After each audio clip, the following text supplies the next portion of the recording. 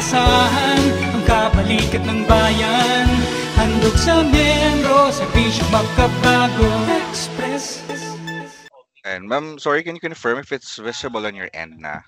Yes, sir, 40 already visible and you're also audible. Thank you. Thank you so much. So once again, ayan, mabuting araw po sa inyong lahat and welcome to second topic natin for this webinar episode 11, no. So this time kanina sobrang madaming active yung participation din talaga dahil din sa bagong program natin with um yung ID, no, my SSS card, and hopefully you still have enough energy, no, to be with me in this second topic kasi ang focus naman natin is yung registration dun sa website, both for member and employer account. And also, we'll be showing you on how you'll be able to retrieve it once, for example, nakalimutan na natin yung mga login credentials natin kasi it's very important right now na to inform our members that they can do it on their own, no, kasi kahit ako personally, may mga nakikita ko sa social media, no, offering services para dun sa registration, para dun sa retrieval ng online account na merong fee, no. And mind you, ngayon pa lang sabihin ko na sa'yo, it will put you in so much risk if you would allow someone else to know your details and use it dun sa registration. Kasi alam naman natin dun sa website pa lang, we can do a lot of transactions already, 'di ba? Even application for loans, filing of benefits, and lahat na, 'di ba? Again, it would put you in so much risk if you would allow someone else to know your personal details. Now, hindi lang doon natatapos kasi if someone else know yung mga details ninyo, it could be used in some other dubious acts, 'di ba? Like ma hindi niyo siya maiwasan na baka magamit sa ibang bagay na hindi maganda, 'di ba? So as much as possible, again, if you're going to transact with us, even for online registration, which a lot of our transactions can be done na din naman, do it personally. No, kung hindi tayo familiar dun sa process, we have our YouTube videos, we have this webinar para mag-guide namin kayo. And all of this process naman, yung registration, are also free. Diba? So, hindi na kayo gagastos, hindi pa maalagay sa alanganin yung mga details ninyo. So, ang dami ko nang sinabi. But again, focus muna tayo sa registration. Will be starting with creation of online account for our members. No? So definitely, first step is to go to our website. Official website is www.sss.gov, parang government.ph. So ito yung parang landing page niya. On this page, click lang natin, hover natin yung mouse dito sa baba. We have create a my.sss account or log in. Okay, pwede din naman dito sa taas. Yan, kasi meron naman doon kung wala pang na not yet registered, no? Pero dito, ito yung sundan natin. Click natin yan. And then, create account sa second page. Tapos, dito, merong mga options to create an account as a member, as a regular employer, household employer, coverage and collection partner. Ang pipiliin natin dito is as member, syempre. Diba? Kasi personal yung i-create natin, no? Now, if you click on this, lalabas dyan na kailangan natin mamili and maglagay ng registration preference. Now, why do we do this for pa, diba, yung registration preference?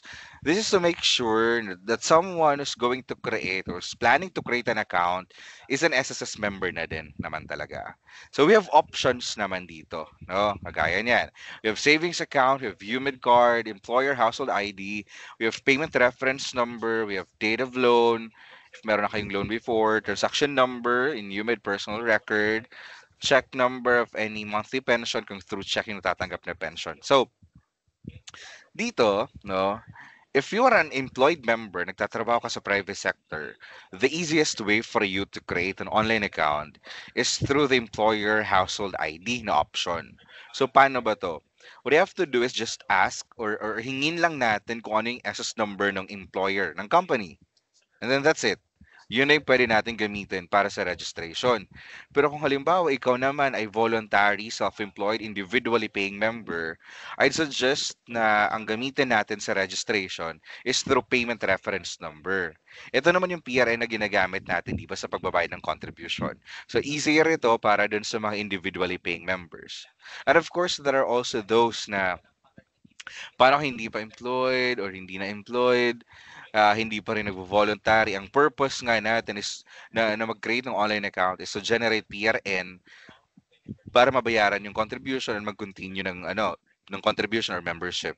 So, ano yung gagawin namin since walang PRN, hindi na namin alam yung employer number, ID kasi nga separated na kayo from employment. So, pag gano'n naman, if you're already planning to continue your contributions with us, I would suggest for the meantime, pwede kayo magpa-generate ng PRN sa mga branches natin, then bayaran nyo na din agad, tapos yung PRN na yun yung gamitin natin sa registration.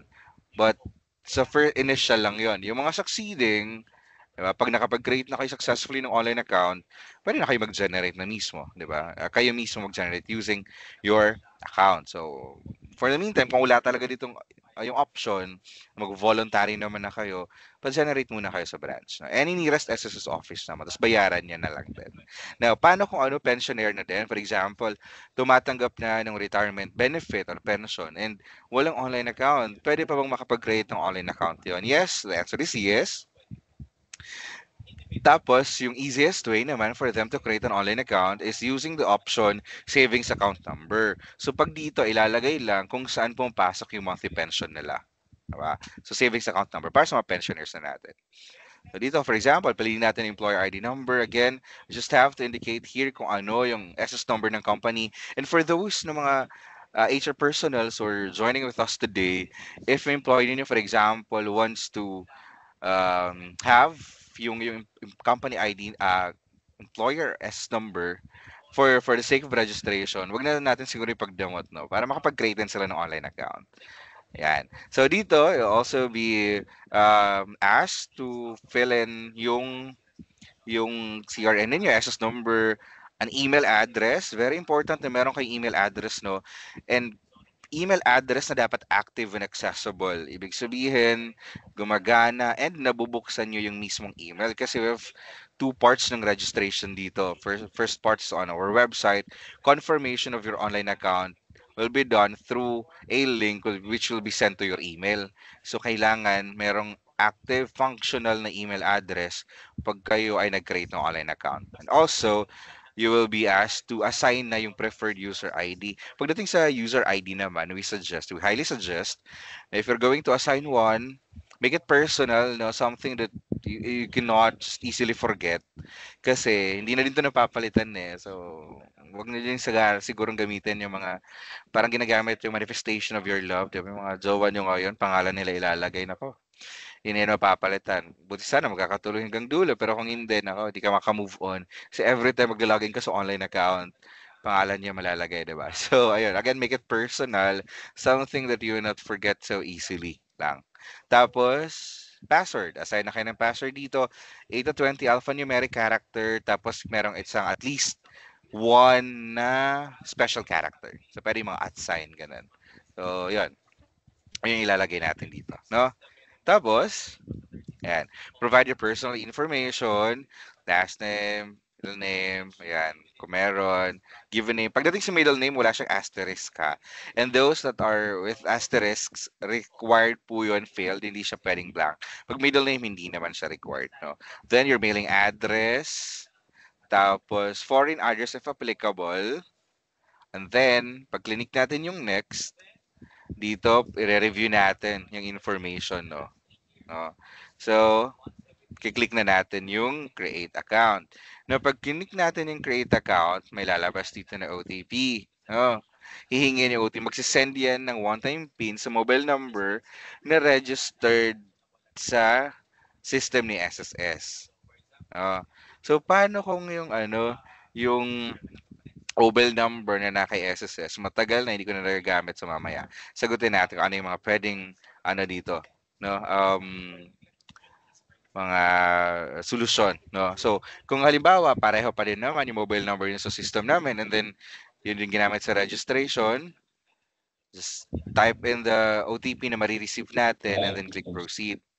Now, there are also cases na siguro na-experience nyo na naglalapse na yung time, hindi pa natin nare-receive yung OTP. One trick that I do personally is that before pag nagla-login din, no, before I click yung get pin, I restart my phone. Tapos, pag nag-open na, sa ako nag-get pin. So far, effective pa rin naman. Pumapasok din naman agad yung OTP. Sumasabay. Pero kung may experience nyo lang, you can also try that one. No, na before kayo mag-get pin para dun sa pag-login, restart nyo muna yung phone. Baka gumana din sa akin, so far gumagana naman siya. No? Pero yung iba, hindi naman na din like every time na magla-login kayo, ganun yung case, nauubos yung oras bago mapag-login. Ngayon, pumapasok na din naman siya ng mabilis. So just in case ang encounter ninyo, no? Tapos, ay na registration to Market.s portal was successful. Kailangan nang i-check yung email kasi again, two parts yung registration natin, no? So, pag ito naging successful, back to login. Ayan, sample ID, user ID ninyo at saka yung password, sign in, tapos dito. Ito yung sinasabi ko. Before niyo i-click yung get pin, kayo ay mag-restart muna ng phone. Kung sa unang try ninyo, naubos na yung oras, hindi nyo pa rin na-receive. No? Tapos, ilagay natin. Then, pwede na ninyong ma-access yung online account. No?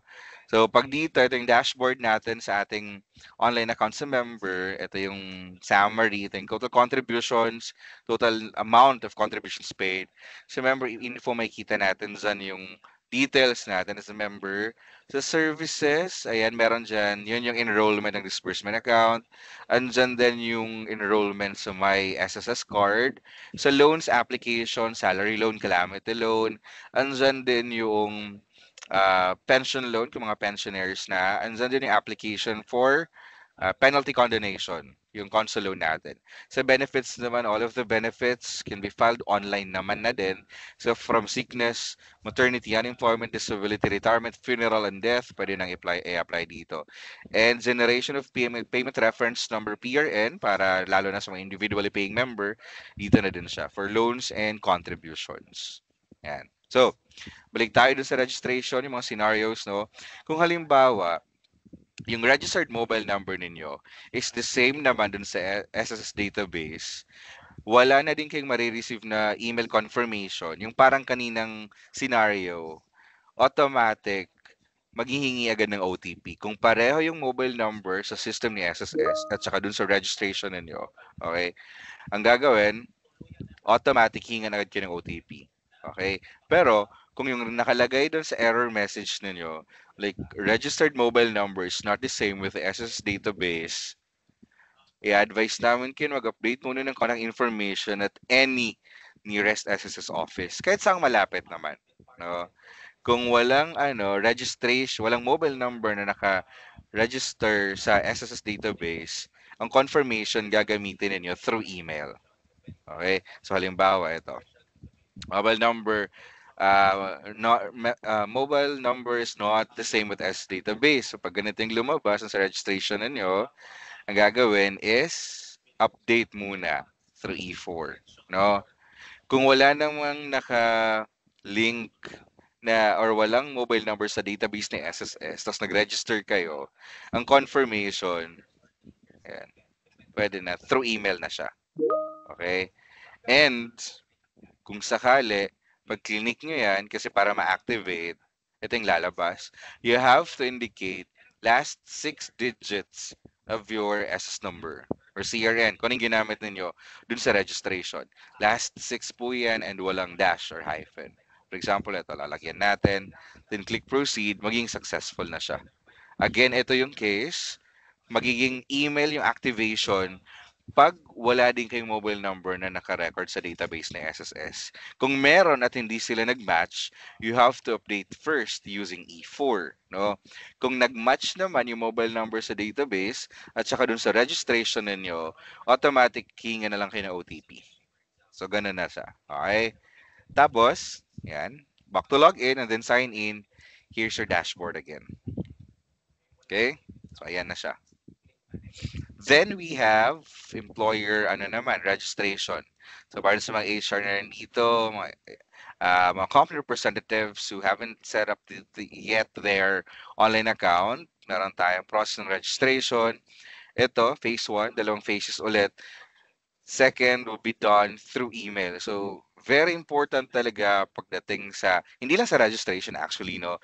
Kaya sa transactions with us, always have your contact information, mobile number, mailing address, home address, and email address updated. Parating updated dapat, no? So, for employer, visit our website, www.ss.gov.ph. Sa login ulit, tapos piliin natin yung create an account. Tapos dito na tayo sa regular employer. No? Regular employer. Tapos ilalagay natin dito yung employer number, date of coverage based on sa registration ninyo kung kailan nag-start. Now usually, pag date of coverage, makikita dito sa file, it's only month and year. Pagdating sa day, okay lang naman. You can indicate 1 up to 30 or 31. Basta yung month and year is matched doon sa registration ninyo sa amin. Then company address, ayan. Then contact details, kailangan maglagay din ng email address kasi nga two phases yung registration natin. You get to assign also a preferred user ID, so same reminder lang, make it personal. Sa company wag yung personal kung sino yung mag-create. Baka pangalan mo naman ilagay mo. Yung related sa company naman din siguro para mas madali din siyang matandaan. No? Then, take natin yung CAPTCHA, then click next. Tapos, you have to confirm, basahin, terms of service, kung nabasa na, and you agree, click on the box besides it, and then click submit. Pag lumabas to, yan, itong reminder na to, just have to click yes. This is to confirm your registration, no? So, click lang natin yun, yes. Tapos, yan, check your email for system notification para dun sa phase 2. And by the way, pagdating po dun sa email pala, if you're going to indicate an email both for employer and especially sa member account, I highly suggest na pag email address, ang ilagay natin is yung personal email natin. Please refrain as much as possible from using your corporate email pagdating sa registration. Kasi madalas, if it's a corporate email, merong mga firewall, and due to firewall, binablock yung mga emails coming from external or outside organization. And dahil doon, hindi natin marireceive yung mga notifications coming from SSS. Diba? So, make it personal. Yung mga Gmail account ninyo, you can create one naman. It's so easy. So, para hindi siya corporate and hindi mabablock yung mga correspondence namin or emails namin sa inyo. No? Yan. Dito, lalagay natin employer details. You have to confirm. Tapos, tick lang natin dito kung single proprietor naman. Kung hindi, kung corporation or partnership, wag nyo i-check dito ha. Again, i-check lang to kung single proprietor yung nagre-register. And then, we go to next. Yan. Then, enter the details of the nominated authorized signatory. So, saan naman to makikita? Yung authorized signatory. Di ba, reminder lang para sa mga employers natin, they get to submit L501 or specimen signature card. No? Nakalagay doon yung maximum of 3 authorized signatories, then the person granting authority. Kailangan, meron na din kayo na-receive niyan. Usually, upon registration, pag first time magre-register kay SSS, kasama naman na yun, di ba? Yung registration form, employment report, at saka yung L501, specimen signature card. Kailangan meron ng received, and please, ilagay natin dito yung name kung sino yung nandun sa ating L501 or specimen signature card para nag-match kasi kino-confirm pa po ito ng branch. Diba? Then, check the box next to I'm not a robot and then click the next button. For single proprietor, pag i-check natin kanina single proprietor, ito yung magiging page niya. Ayan. For regular employer naman, ito. Yung merong signatories. So, okay na yung details. Review nyo parati ha. Accept the terms of service and then click next.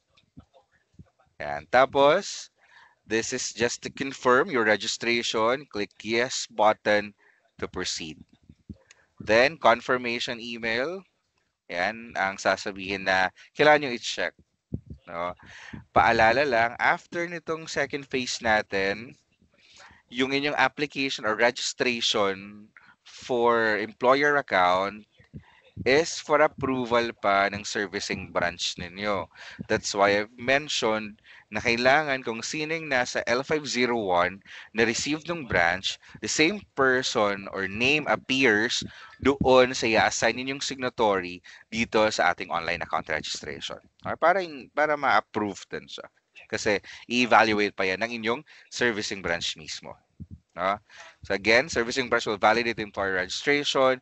If approved, an email notification will be sent to company's registered email address, allowing the company to set a password for their account.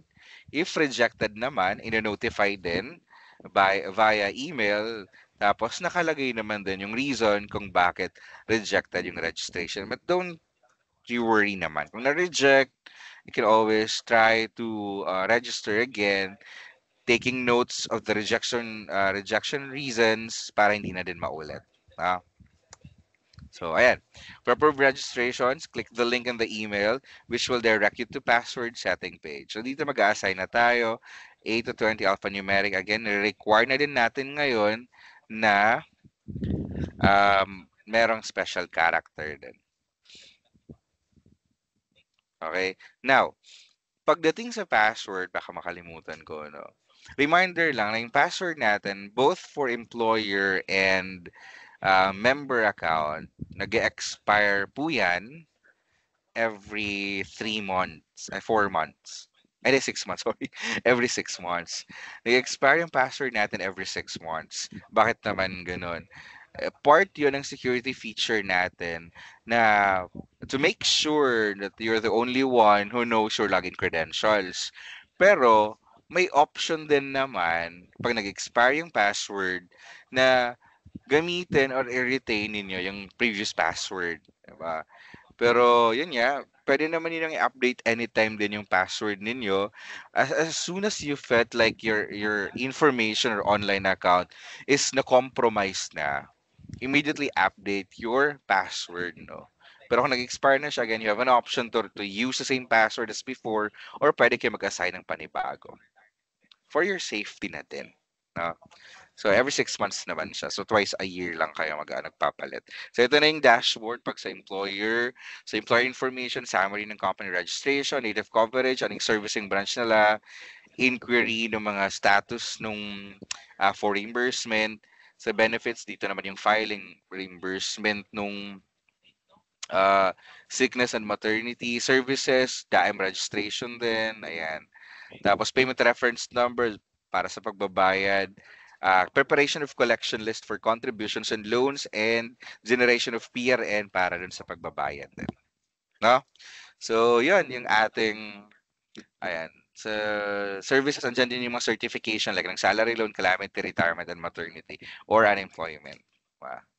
So, yan, hopefully nakatulong yung steps na to on how we would be able to successfully create an online account. Again, wag nyo pong hayaan, no, that someone else or someone who just messaged you randomly sa Facebook or any social media account providing an assistance daw with a minimal service fee para dun sa pag-create ng online account, where in fact, creation of online account even for members and employers is totally free kay SSS. Again, kung hindi naman tayo familiar dun sa steps, ano yung mga tips na kailangan nating tandaan para dito sa registration, you could always attend our webinars. Also, you can check on our YouTube channel para dun sa mga step-by-step guides. Okay? Now, if we were able to successfully create an online account, yung next na problem naman natin siguro na may encounter if we already have one is kung we'll be locked out of our online account mismo due to expiration of password or nakalimutan na natin, sorry, pumiyok pa ako, nakalimutan na natin yung login credentials natin, no? So, paano ba natin ma-reset or ma-retrieve? Kasi someone would ask na, is it possible for us to create a separate online account since hindi ko na mabuksan yung dati ko? Well, that is not possible since online account is a one-time registration based doon sa inyong SS number. So meron ng account, meron na talaga. And then ang way na lang natin to regain access is through resetting or retrieval of our online account. So how do we do that? Meron tayong mga options online, no? Una, just visit again our official website. That's www.sss.gov.ph. Tapos, pwedeng dito sa may login sa taas. Yan, login to my.sss. And then, dito sa login page, meron ditong forget password. Okay? Now, reminder na lang din, for this to work, itong forget password natin, for this feature to work, kailangan yung email and then yung mobile number na nakalink sa online account natin is still active and accessible. Otherwise, we'll try another way. Pero kung active naman, updated naman yung ating contact information like email address and mobile number, you can try this one out. No? So, click lang natin forget password. And then for member, syempre member account muna yung reset natin. And then, meron ditong option for multi-factor authenticator, tapos security question. So, unahin muna natin itong multi-factor authentication. Then, click natin yung next. Tapos, we have to put our SS number. Pag naglagay tayo dito ng SS number, ha, reminder lang, continuous strings of numbers lang. Walang dash or hyphen. Tapos, pag okay na, yung 10-digit SS number, click lang natin yung proceed. Then, select na tayo ng authenticator. Dito, meron tayong dalawang option. I know before, merong option dito to retrieve through email address, pero hindi na siya available ngayon. Ang meron na lang tayo is through TOTP, time-based one-time PIN, or one-time PIN through SMS. Kaya sinabi ko kanina, reminder or disclaimer ko na din, for this to work, kailangan yung email address or mobile number linked to our online account is still active and accessible. Kasi kung hindi na, well, try another way. Meron pa rin namang ibang option. Pero, swerte kung parati nating na-update yung mga contact information natin kasi tayo mismo, dito pa lang sa online, will be able to reset na yung online account. So, piliin muna natin yung through SMS. Ayan. Tapos, dito, antayin natin, darating yung OTP sa ating mobile number. Lagay lang natin. Tapos, proceed. Now, you will be redirected to assign your new password and then confirm it. Again, 8 to 20 alphanumeric characters, merong letters and numbers, and at least one special character. Tapos, click natin yung submit. Okay. Tapos, tatanungin kayo, are you sure if you want to change your password? Click lang natin yung yes. And then, back to login na. Lagay yung user ID and password and then sign in. Okay? Now, meron din tayong through security questions. So, back tayo dun sa ating login page. Forget password. Tapos, member. And then, security questions. I don't know if you remember like 2 or 3 years ago, nung nag-login kayo, we were like, asked to assign security questions. It was mandatory then to set up security questions and provide answers. Yung purpose nun is to use para doon sa, para sa retrieval ng ating online account. So if you have this one, ayan, click lang natin yon, lagay ulit natin yung 10-digit SS number, click search. Tapos, lalabas na dito yung mga questions na pinili natin, no? Tayo yung pumili nito and dapat alam natin yung sagot. Dati, nung ginawang mandatory, nung 2-3 years ago, pag nag-login kayo, kailangan mag-set up kayo ng security questions. Yung iba siguro, ang ginawa, pili-pili ng tanong para makapag-transact na hopefully, yung mga napili nating tanong, we know the answers by heart na kahit tulog tayo, nakapikit, alam natin. Kasi nga, magagamit natin yun para dun sa retrieval ng ating online account. Okay? So, yan. Kagaya nito, we have a lot of pool of questions doon. Sa example lang, ito, And please lang, kagaya nito, no, kung halimbawa may mga kaduda-duda na mga nakakausap kayo sa online, no? Sa mga social media. Tapos parang yung tanong sa inyo is parang questions na ng mga security questions kagaya ng mga ganito. Nako, magtaka na kayo, no? Be alert, no? Ah, maniwala kayo sa kutob ninyo. Because especially if you don't know that person personally and they're kind of like asking the questions like this one na medyo sketchy na, 'di ba? Kasi baka hindi lang naman dito kasi kahit through bank, 'di ba? We have security questions din naman. So, be mindful, no, if mapansin niyo medyo off na sketchy na yung mga tanungan sa inyo ng mga nakakausap ninyo sa online para doon sa ang tawag dito, pag-access ninyo assistance na bibigay sa inyo, tutulong sa inyo, cut off nyo na yung communication kasi again, it will put you in too much risk. No? So yan, halimbawa, sinagutan natin to kunwari. Tapos, click natin yung proceed. Tapos, assign na tayo ng password. Then, confirm it. Tapos, submit. No? Are you sure? Click lang natin yung yes. Then, you have successfully updated your password or retrieved your online account. Back to login na tayo. No? Actually, parang same din naman yan sa employer. May forgot password din sa employer. Again, for this to work, forgot password feature ng ating site, kailangan yung mobile number and yung email address na nakalink sa online account is still active and accessible. Now, the very pressing question dito is, what if hindi na nga? Diba? Nagbago na ako ng email address kasi na-hack na yung email. For example, yung mobile number, nagpalit na din ako ng mobile kasi madaming mga tumatawag ng mga scammers. Ano. So, pwede naman isang way is to request for resetting through email. Just email us at usaptayo@sss.gov.ph. And of course, there's still an option for you to visit the nearest SSS office.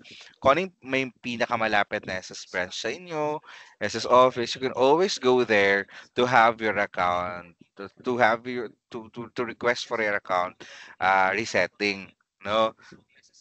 Or kung medyo busy, you can always send an email sa usaptayo@ss.gov.ph. But please don't expect na agad-agad makakapag-reply kasi we've been receiving a lot of emails na din kasi itong official email natin, hindi siya solely catering for ano lang, um, country setting. There are also like general inquiries and all.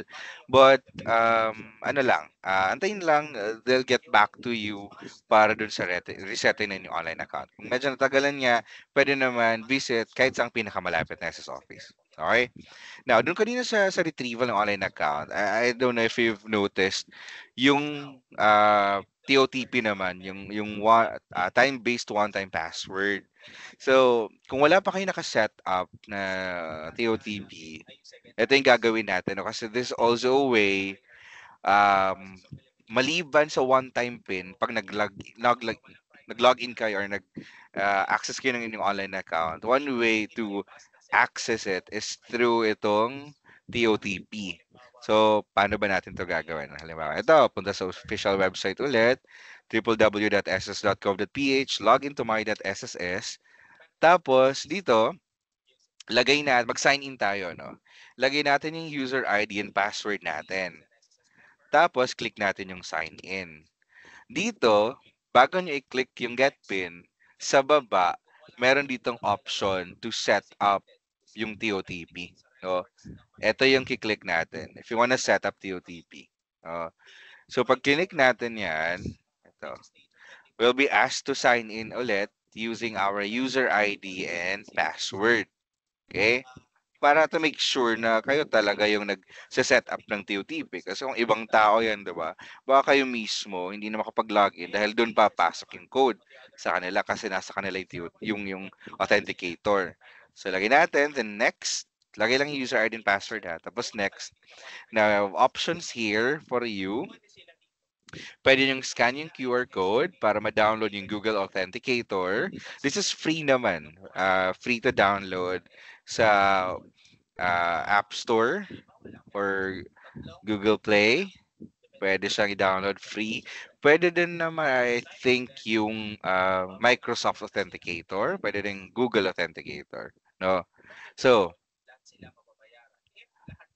pag kayo po ay nakapag-install na ng Authenticator app, like itong Google Authenticator, no? So, i-open nyo yung Authenticator app ninyo. So, parang ganito. And then, pag na-open na, click nyo po itong scan. Para makapag-scan kayo ng QR code, balik kayo dun sa inyong online account, tapos scan itong QR code. Tapos magpa-prompt dito na parang gusto nyong i-add itong online account nyo dito dun sa authenticator. So parang mingi siya ng ng confirmation. So click nyo lang yung okay. Tapos lalabas dyan, dun sa authenticator ninyo, may mag-a-appear na code. No, that's 6-digit actually. Dun sa authenticator. Tapos, yung authenticator na yon, yung code na yon, ilalagay natin dun sa ating online account, yung one-time PIN. No? Kung ano yung mag-appear doon sa authenticator, lagay natin dito. Ayan. Tapos, click natin yung next. Ayan. So, meron na kayo nakaset up. No? Magla-login na tayo. Tapos, every time magla-login, lagay yung user ID and password. Tapos, sign in. Meron na tayong option to receive the PIN either through OTP, through SMS, or doon sa Authenticator app. Pag dito sa Authenticator app, kiklik lang natin yung get PIN, tapos magna-notify yan doon sa inyong Authenticator app, may lalabas dyan na code, tapos yung ilalagay dito. Pag OTP naman, marireceive siya through SMS. Pag okay na, you'll be able to log in na. And then, you're good to go. Pwede na ulit kayo mag-transact with us. Also, reminder na lang, every time you're done with your transactions online sa website natin, make it a habit to always log out your account, especially if you are on a shared computer, no? Make it a habit. Though ano naman siya, yung screen time out, kumbaga. Pero kayo na mismo, make it a habit na parating i-log out yung account ninyo para siguradong, diba, pa umalis kayo dun sa area, hindi na ma-access pa ng iba yung inyong online account. Okay? So, ayun, that's my topic, yung creation or registration sa my.sss, also retrieval ng online account. Again, if hindi nagwo-work yung mga online features natin for retrieval of online account, ang gawin natin through email or through nearest SSS office. And again, kagaya ng reminder ko, umpisa pa lang, ulitin ko lang yung reminder, do not let someone else know your login credentials, your personal details for the sake of creation of online account or even retrieving your online account kasi it would put you in too much risk. Huwag niyo pong hayaan na ma-compromise yung information ninyo. If it happens na may kumontak sa inyo, nagpapakilala na an employee of SSS nag-offer ng assistance. We don't do that, to be honest. I-report nyo sa amin para aware kami. No, i-report nyo lang. Screenshot ng conversation, report nyo sa amin para aware kami. So, yun, that's it for me for now. Thank you so much for your time. Hopefully, may mga natutunan and share nyo pa rin. Di pa naman ako tapos kasi we'll be answering questions pa. But for now, let me give back the virtual floor to our facilitators, Ma'am Abby and Janina. Thank you so much. All right. Thank you very much, Sir Forty, for that very detailed discussion on the My.SSS registration and resetting. Gusto ko lang din ibalita sa inyo. I don't know if you have heard of this na, pero last month pa to, no, na matunog, no. We have the 2025 SSS Pension Reform Program. So, nagkaroon tayo ng pag-increase no sa mga pension na tinatanggap ng ating mga retiree pensioners or total disability or disability pensioners and survivor pensioners. So for 3 consecutive years, so imagine that no, for 3 consecutive years ay magkakaroon ng increase yung ating mga mahal na pensioners. Okay, so paano siya nagwo-work? So for example, this year no, September 1 nag-take effect no, yung una kasi 2025, 2026 and 2027. Yan yung 3 consecutive years na kung saan ay magkakaroon ng 10% pension increase for retirement and disability pensioners at 5% increase naman for 3 consecutive years din yung mga survivor pensioners natin, yung mga tumatanggap ng death pension. Okay? So, kung magkano na yung pension nila this year, then come September 2026, no? Imagine, no? Kung retirement pensioner siya, may additional 10% na naman. So, ito yung latest. So, isa sa mga latest na programa ng SSS. So, SSS Pension Reform Program. So, baka may mga kamag-anak kayo, maaring nanay o tatay ninyo, lolo o lola ninyo na tumatanggap ng pension.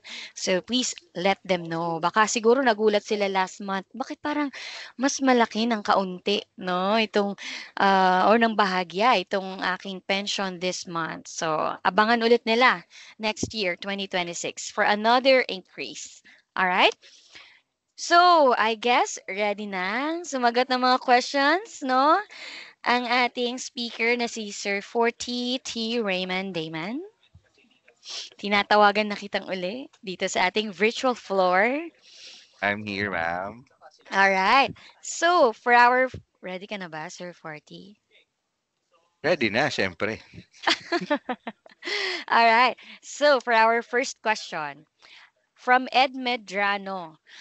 Ask lang po, nag-reinstall po kasi kami ng office sa ng PC sa office. Kaya yung TOTP ginagamit sa employer portal na wala po. Paano po ba ito ma-reset? Nag-email na po ako sa usap tayo until now wala pang response.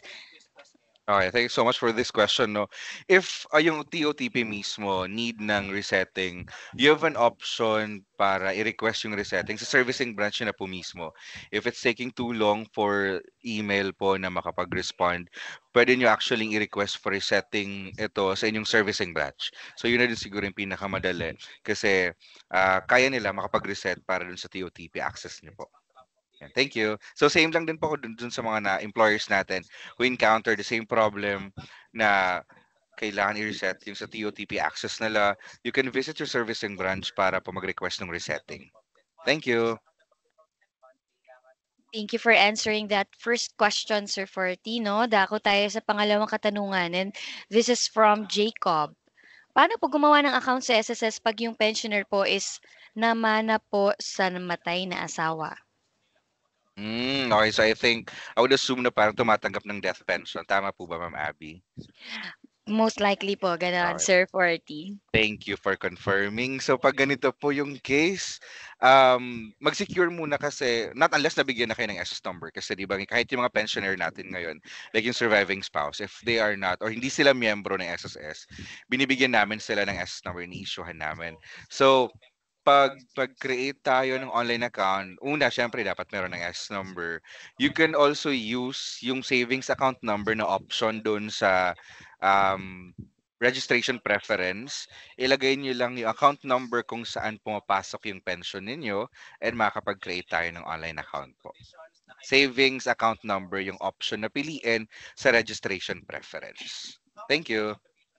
So ayan mga ka-eskwela, huwag niyong kakalimutan no, sa same case no, dito sa tinanong ni Sir Jacob, savings account number daw ang piliin sa registration preference. Okay, so third question na tayo, Sir Forty. Sir, paano po yung mga walang cellphone number ang member makaregister online? Ulitin ko po ha. Sir, paano po yung mga walang cellphone number ang member makaregister online account po ba? Paano nila makukuha ang OTP? This is from Weng Albarida. Thank you for that question, Miss Weng. Okay, thank you again for this question.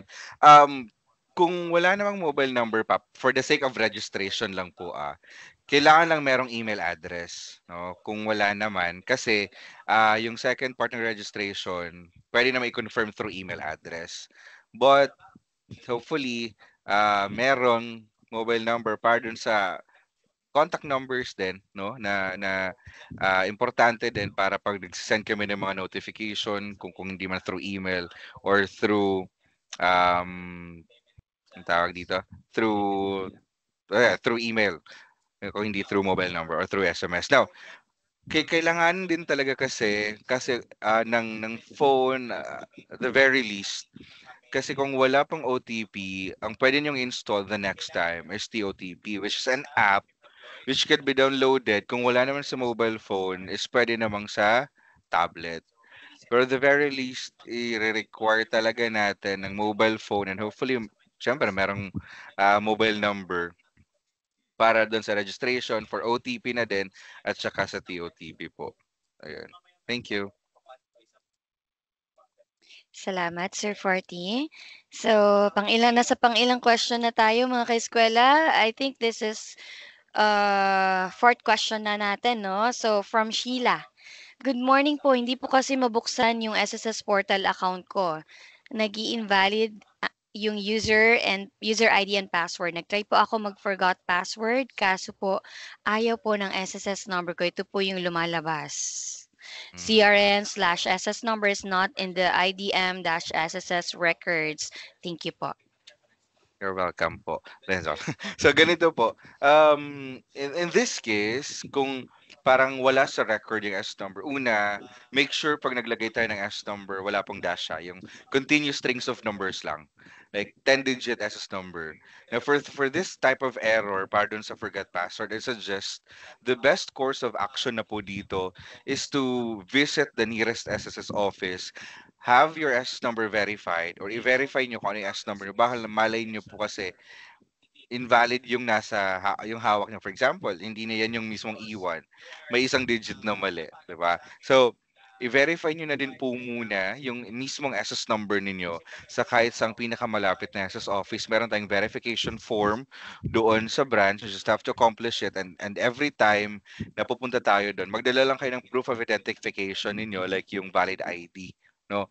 Para ma-establish natin yung proof of identity. So, again, the best course of action dito, i-try muna or make sure na walang dash pag naglagay ng 10-digit SS number, or i-verify na din sa pinakamalapit na SS office muna kung ano yung SS number ninyo.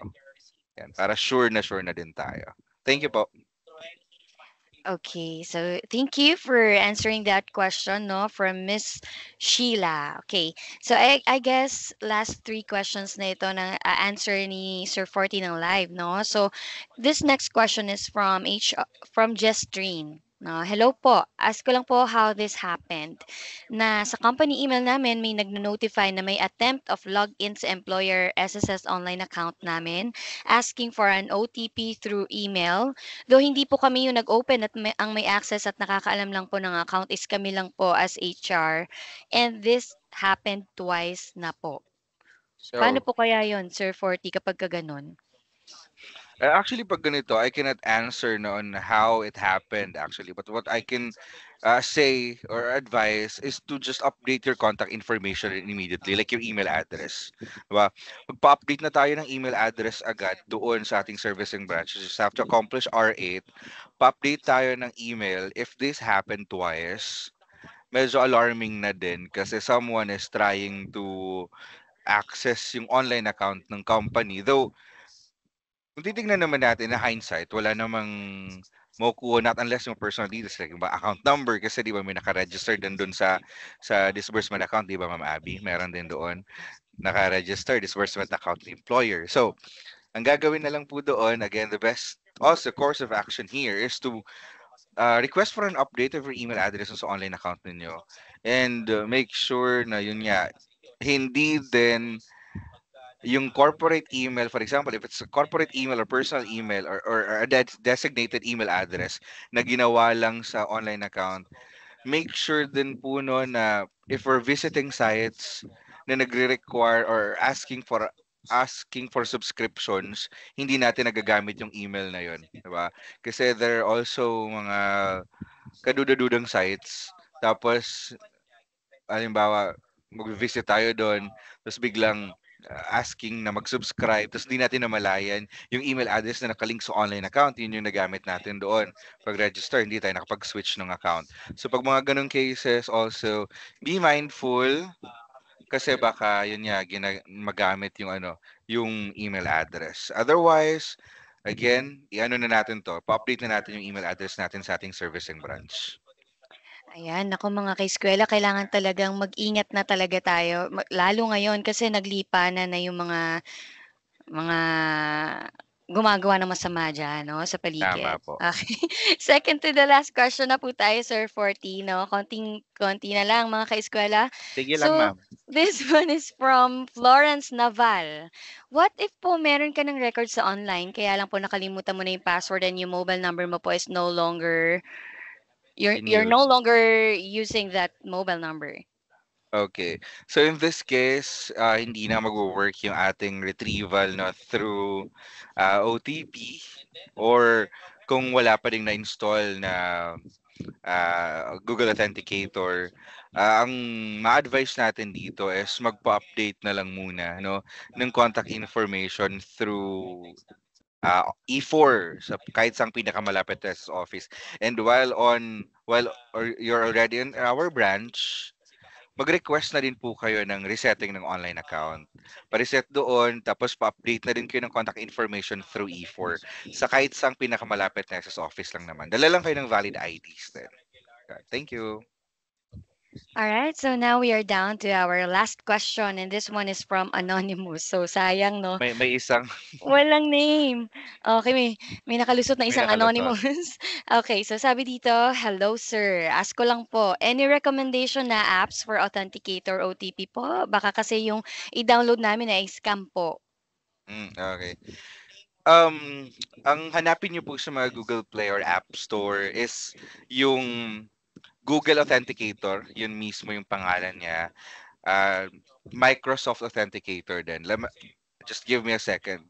Titignan ko lang kung yung authenticator ko yung ano itsura nung mismong icon niya. Pero hanapin niyo po Google Authenticator or